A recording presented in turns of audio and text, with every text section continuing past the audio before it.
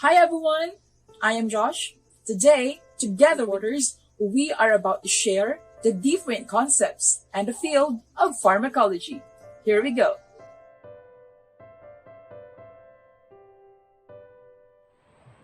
Hi, I'm Princess. I will be sharing a brief historical background of pharmacology. What is pharmacology?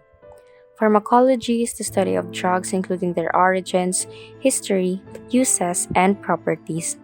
It mainly focuses on the actions of the drugs on the body. It has been defined as an experimental science which has for its purpose the study of change brought about in living organisms by chemically acting substances, whether used for therapeutic purposes or not, with the exception of foods. The word pharmacology comes from the Greek word pharmakos, meaning medicine or drug, and logos, meaning study. Oswald Schmedeberg is generally recognized as the founder of modern pharmacology. His doctoral thesis was on the measurement of chloroform levels in blood, and he went on to become a professor of pharmacology at the University of Strasbourg, where he ran an institute of pharmacology.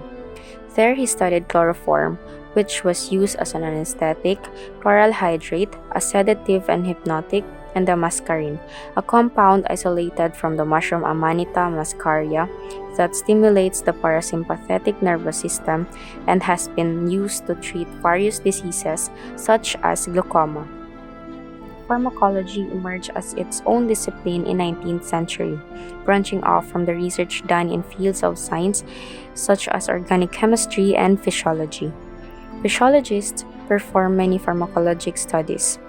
Thus, François Magendie studied the action of Nux vomica, a strychnine-containing plant drug on dogs, and showed that the spinal cord was the site of its convulsant action. His work was presented to the Paris Academy in 1809. In 1842, Claude Bernard discovered that the arrow poison curare acts at the neuromuscular junction to interrupt the stimulation of muscle by nerve impulses.